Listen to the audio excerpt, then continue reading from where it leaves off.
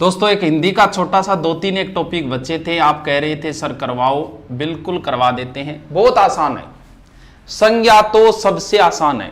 आपने पता नहीं पढ़ा नहीं कि समझ में नहीं आया।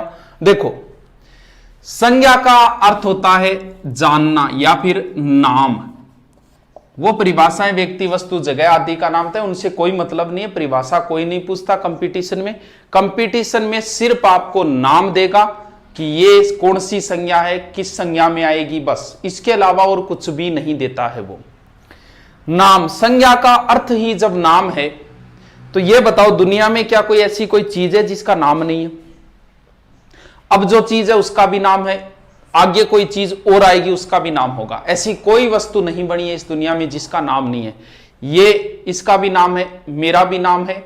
आप जो कुछ भी देख रहे हो इस दुनिया में वो सब कुछ संज्ञा है, क्योंकि संज्ञा का अर्थ ही नाम है। मैं भी एक संज्ञा हूं, ये पेन भी एक संज्ञा है, पंखा भी एक संज्ञा है, मोबाइल भी एक संज्ञा है, आप भी एक संज्ञा हो। अब बात इतनी है कि कौन सी संज्ञा किस में आएगी, बस इतना ही ध्यान रखना है। मुख्यतः संज्ञाएं 3 प्रकार की है।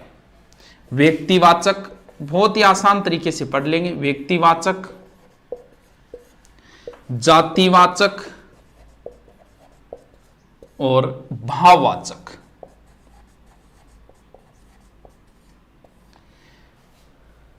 थोड़ा सा एक हिंट पकड़ेंगे, उस एक हिंट से ही हम सारी की सारी संज्ञा निकाल लेंगे। आप ऐसा करना, आपको तो नाम देगा वो कि ये किस संज्ञा में आएगा। व्यक्ति, आप व्यक्ति के आगे एक लगाओ कि भी एक व्यक्ति है, लगा सकते हो। भाववाचक को एक बार छोड़ो। जाति, भाई जाति तो बहुत है, जैसे अनेक जातियां हैं, जाट है, राजपूत है, कुम्हार है, चारण है, बहुत जातियां हैं। और जाति से पहले आप नाम लगा दो अनेक, बस यहीं से हम हिंट पकड़ लेंगे। एक व्यक्ति यानी वो आपको कोई नाम देगा, वो पूछेगा कि इसमें कौन सी संज्ञा है, व्यक्तिवाचक है कि जातिवाचक है कि भाववाचक है।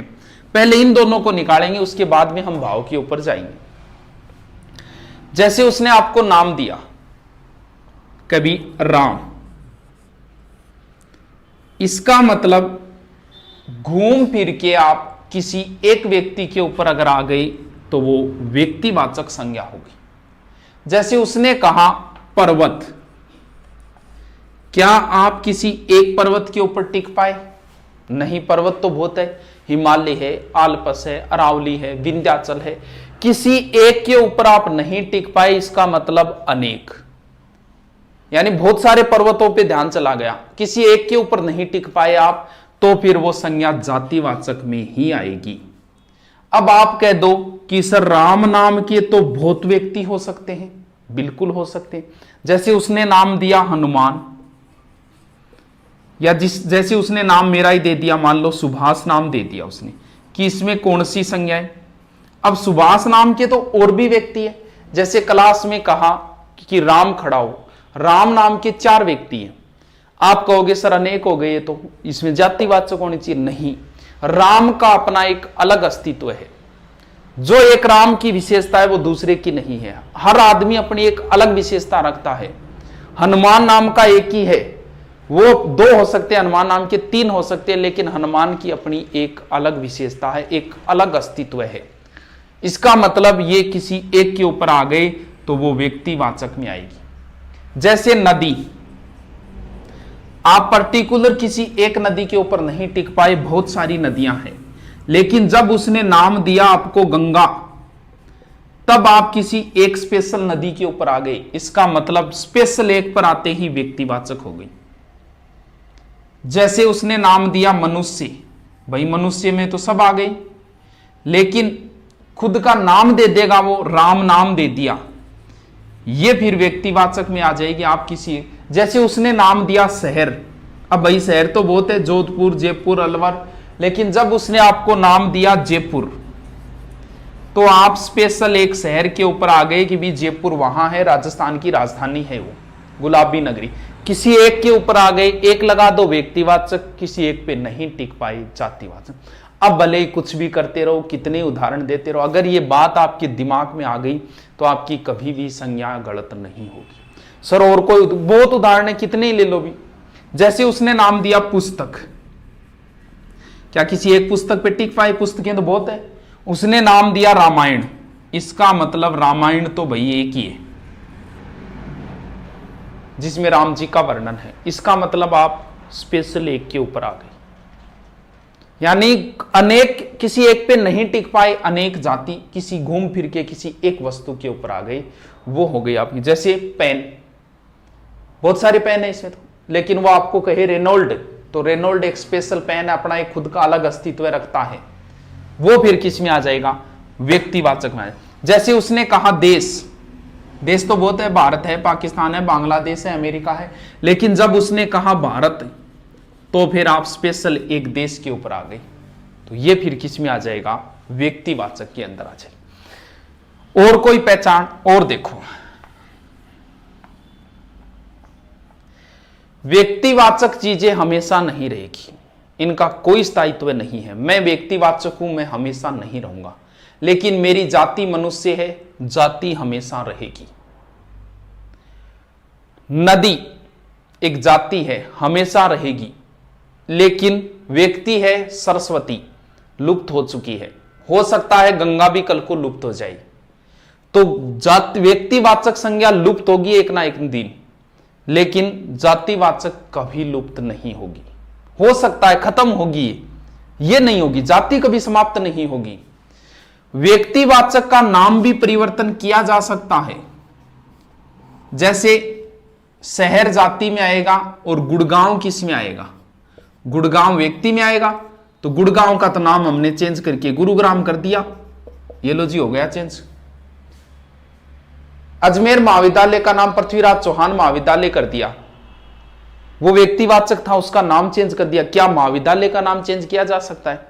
क्या ये कह सकते हो कि महाविद्यालयों को कल से नदी कहना शुरू कर दो? नहीं, जाति कभी चेंज नहीं कर सकते, आप व्यक्तिवाचक संज्ञा को चेंज कर सकते हो सकता है कल को ये कह दो कि अरावली को आज के बाद में अरावली नहीं बोला जाएगा, इसे विंध्याचल बोला जाएगा, हो सकता है, लेकिन क्या पर्वत का चेंज कर दोगे? पर्वत एक जाति है, उसे आप परिवर्तन नहीं कर सकते।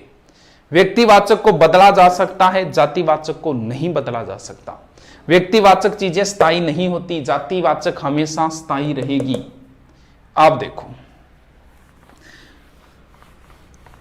अब वाक्य पे डिपेंड करता है। जैसे आपसे कहूं पशु किस में आएंगे, आपको पता चल गया, कोई एक पशु नहीं, सब आ गए, गाय भैंस भेड़ बकरी सब आ गई, तो आपको कहे गाय, ये गाय किस में आ गई? व्यक्तिवाचक में। लेकिन गाय में भी तो प्रकार है, थार पारकर है, राठी है, और जितनी भी है मालवी वगैरह, तो ये किस में आएगी? अब देखो, ये गाय जाति हो गई अब, और थार पारक व्यक्तिवाचक हो गई। इट्स डिपेंड ऑन वाक्य, क्योंकि उसके अंदर भी तो पार्ट बंट सकते हैं। जहां पार्ट बंट गए ना वो फिर जाति हो गई, और नीचे जहां पार्ट बंटे हैं ना वो व्यक्ति हो गई। अब देखो,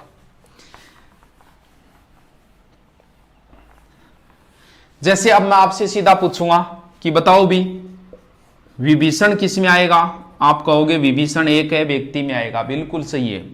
मैं आपसे पूछूं रावण किस में आएगा? आप कहोगे रावण एक है, व्यक्ति में आएगा। मैं कहूं सीता किस में आएगी? तब आप कहोगे सीता एक है, इसका मतलब सीता किस में आएगी? व्यक्तिवाचक में आएगी। ठीक है, अब देखो क्या चेंजिंग होगी इनमें। एक अपने सत्यवादी हरिश्चंद्र ले लेते हैं। हरिश्चंद्र किस में आएगा? आप कहोगे सर व्यक्तिवाचक, लेकिन जब वो वाक्य में देना तब संभल कर जवाब देना। मैंने आपको इतना ही बताया है कि आप अगर एक के ऊपर टिके हो तो व्यक्तिवाचक होगी, अनेक के ऊपर हो तो जातिवाचक होगी, इसके अलावा दिमाग मत लगाना। आपको विभीषण दिया, आप किसी एक विभीषण के ऊपर आ गए जो रावण का भाई है या फिर कोई और है, लेकिन जब वो वाक्य में देना, देश में विभीषणों की कमी नहीं, इसका मतलब यह हो गया ये विभीषण अब एक नहीं रहा है। अगर किसी व्यक्ति के गुण वाले अनेक व्यक्ति हो जाते हैं तो वहां जातिवाचक हो जाती। क्या अब एक विभीषण रहा है? क्या विभीषण बहुत हो गए? अब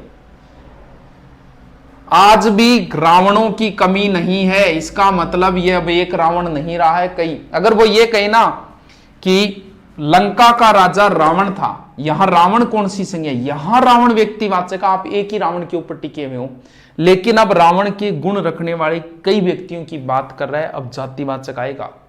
देश में घर घर में सीता व सावित्री रहती है, अब सीता और सावित्री के गुण रखने वाली सभी महिलाओं के बारे में जिक्र है ये, इसका मतलब अनेक पे चले गए, ये जाति हो गई। हरिश्चंद्र राजा हुआ था, ये तो व्यक्तिवाचक ही है, लेकिन आज भी हरिश्चंद्र है, यानी सत्यवादी रखने वाले कई लोगों से तुलना हो गई, अब जातिवाचक है। यानी वाक्य में प्रयोग दे तो बस ये फॉर्मूला लगा देना, एक अनेक हो गया काम। अब कई बार संज्ञा तो वो जातिवाचक होती है, जैसे मैं आपसे कहूं नेता, कौन सी संज्ञा, आप कहोगे सर नेता में तो सभी नेता आ गई, अनेक प्रकार के नेता, ईमानदार भी है, लुच्चे लफंगे हरामी सभी प्रकार के नेता आएंगे, इसका मतलब नेता में सारे आ गए तो ये जातिवाचक है। बिल्कुल सही है। अब मैं आपसे कहें गांधी, तो गांधी भी एक जाति है, जैसे राजपूत है, जाट है, वैसे ही गांधी भी एक जाति है, इसका मतलब ये जातिवाचक में आएगा। जैसे कहूं पटेल, तो पटेल भी एक जाति है, इसका मतलब ये जातिवाचक में आएगा। जैसे मैं आपसे कहूं सरदार, सरदार एक जाति है, लेकिन इसका वाक्य में प्रयोग दे तब आपको ध्यान इतना ही देना है कि अगर आप घूम फिर के एक पर आ गए तो वो जाति व्यक्तिवाचक बने। जैसे वो आपसे कहे कि नेताजी ने तुम मुझे खून दो मैं तुम्हें आजादी दूंगा का नारा दिया, इसका मतलब अब ये नेताजी, पर्टिकुलर एक नेताजी के बारे में बात हो रही है जिसने सुभाष चंद्र बोस की, इसका मतलब अब ये व्यक्तिवाचक हो गई। गांधी जी ने करो या मरो का नारा दिया, इसका मतलब अब गांधी तो एक जाति है, लेकिन अब उस गांधी की बात हो रही है जो मोहनदास करमचंद गांधी एक था, वो अब व्यक्तिवाचक हो गई। पटेल, पटेल जी ने देश का एकीकरण किया, पटेल जाति है, लेकिन पटेल जी का मतलब सरदार वल्लभ भाई पटेल का जिक्र हो रहा है, एक व्यक्ति का हो रहा है। वही सरदार जी, वही लाइन सरदार जी वही पटेल जी के लिए प्रयुक्त होता है। नेहरू एक जाति है, लेकिन वो कहे कि नेहरू जी देश के प्रथम प्रधानमंत्री थे, अब नेहरू जी उनका जिक्र हो रहा है किसी एक व्यक्ति का, अब ये व्यक्तिवाचक संज्ञा में आ गई। बस इतना ही ध्यान देना है। अब देखो आ गई तो आ गई समझ में, वरना नहीं आएगी संज्ञा। जातिवाचक संज्ञाओं के दो प्रकार है, इंग्लिश में चलती है ये, लेकिन हिंदी विद्वान भी इसको कर देते हैं। एक तो है द्रव्यवाचक और दूसरा है समूहवाचक या समुदायवाचक। समूहवाचक है तो इसी के प्रकार, जैसे द्रव्य, एक तो होता है द्रव्य और एक होता है द्रव्य, दोनों में अंतर होता है। द्रव्य तो ओनली लिक्विड आता है, जिसमें पानी है, तेल है, घी है। द्रव्य के अंदर सभी पदार्थ आते हैं, जो साइंस में पदार्थों की तीन अवस्थाएं होती है, ठोस, द्रव्य और गैस, वो तीनों आती है द्रव्यवाचक। तो इसका मतलब वो सारी चीजें जिन्हें नापा तोला जा सकता है या हमारे शरीर के लिए उपयोगी होती है, वो सारी द्रव्यवाचक में आती है। जैसे सोना, चांदी, तेल, पानी, लोहा, ये सब द्रव्यवाचक संज्ञाएं हैं। अब सर पर्सन, जैसे वो आपसे कहे सोना है, कौन सी संज्ञा, व्यक्ति है कि जाति है कि भाव है या कोई नहीं, तब तो उत्तर हो जाएगा जातिवाचक। अगर वो आपसे कहे सोना है, व्यक्तिवाचक, जातिवाचक, द्रव्यवाचक, भाववाचक, तब उत्तर हो जाएगा द्रव्यवाचक, क्योंकि जितना पर्टिकुलर आप एड्रेस दोगे ना उतना ही सही माना। जैसे वो आपसे कहे कि पुष्कर झील कहाँ है, उसमें ऑप्शन है राजस्थान, मध्य प्रदेश, झारखंड और, तो उत्तर राजस्थान होगा। अब वो आपसे कही पुष्कर झील कहाँ है, राजस्थान, अजमेर, एमपी, तब उत्तर अजमेर होगा, राजस्थान नहीं होगा। जितना पर्टिकुलर आप एड्रेस किसी का दोगे, सही दोगे, वो उत्तर इतना सही माना जाता है। अब हमेशा देखो जातिवाचक संज्ञाएं हमेशा बहुवचन में होगी, क्योंकि अनेक तो बहुवचन है, लेकिन द्रव्यवाचक संज्ञाएं कभी बहुवचन में नहीं। जैसे सोनो, कभी सुना है क्या, सोना, बहुत सारा सोना पका है, सोनो पड़े, पानी कभी पानो की सुने हो, पानी पानी है, चाहे थोड़ा हो चाहे ज्यादा हो। लोहे कभी सुना है, लोहा लोहा ही होता है। यानी ये कभी बहुवचन में ऐसे ही आते हैं, चाहे एक वचन आए चाहे बहुवचन आए। समूहवाचक, नाम से ही पता चल रहा है। समूह का अर्थ आपको ऐसा शब्द जे जिसमें एक चीज नहीं कई चीजें आई, समूह का बोध कराए। जैसे आगे से कोई एक फौजी जा रहा है, क्या हम ये कहेंगे फौज जा रही है? नहीं, हम तभी कहेंगे जब 10, 15, 20 फौजी जाता, कभी सेना जा रही है, यानी सेना बहुवचन में आ गया। एक पुलिस वाला जाए तब हम नहीं कहते पुलिस जा रही है, कई पुलिस आ रहा तब हम बोलेंगे पुलिस जा रही है। पुलिस एक समूह का बोध कराती है। परिवार, एक जनों रहते बिन कांगेट परिवार रह रहे हैं, परिवार के अंदर सब आएंगे, अकेला नहीं आएगा परिवार में। कक्षा, सभी आएंगे, ये समूह का बोध कराती है कक्षा। जुलूस, जुलूस को मतलब जुलूस 5 जना जा रहे हैं, 5 व्यक्तियों को नहीं बोले जुलूस जा रहा है, भीड़ को बोलते हैं पूरी को। और भीड़ भी समूह का बोध कराती है जिसमें बहुत सारे लोग हो। समिति, समिति में कोई अकेला व्यक्ति नहीं होगा, कई व्यक्ति होगा समिति के अंदर। तो जो समूह का मंडल है, गुच्छा है, ये सारे किस में आएंगे? समूहवाचक में आएंगे। लास्ट बचा भाववाचक, कोई समस्या नहीं। भाव होते हैं, इमोशन होते हैं। भाव तो सिर्फ, इमोशन तो सिर्फ महसूस किए जाते हैं, ना इन्हें तोल सकते हो, ना ही इन्हें नाप सकते हो। जैसे आपसे कोई कहे कि मैं आपसे बहुत प्यार करता हूं, प्यार करती हूं, तो क्या आप ये कहोगे कि ला प्यार निकाल के दिखा मैं तोलूंगा कि तोके? क्योंकि ये तो महसूस करने की चीज है। प्रेम ये एक भाव है, इसे महसूस किया जाएगा। मैं तेरू घृणा करूं, घृणा करूं, कितनी करे, नाप कौन सा? ये तो महसूस की जाएगी भाई साहब कितनी कर रहा है वो। इसके अलावा बात करें क्रोध, बहुत ही क्रोध आए तो कोई नाप पीछेगी क्रोध, कितना मीटर को क्रोध आयो, तो ये चीजें महसूस की जाती है। ईर्ष्या, अगर किसी शब्द के अंत में प्रत्यय लग जाता है तो वो संज्ञाएं लगभग भाववाचक हो जाती है। राम एक जातिवाचक है लेकिन रामत्व एक भाववाचक है। कृष्ण एक जातिवाचक है लेकिन कृष्णत्व एक भाववाचक है। बुरा से हो गया बुराई। अब देखो, भाववाचक संज्ञा हमेशा ही एक वचन में आएगी, अगर बहुवचन में हो जाती है तो वो जातिवाचक में चला। जैसे बुराई एक भाववाचक है लेकिन वो कहे कि बुराइयों से बचो, अब बुराइयां बुढ़ सारगी होगी, ज्यादा होगी, एक से ज्यादा हो गई, ये जातिवाचक संज्ञा में आएगी। बस सबसे आसान टॉपिक, निश्चित प्रश्न आता है, अब अभ्यास करो, आपका गलत नहीं होगा। आग लगे जल्दी डाल देंगे, नो टेंशन, ठीक है।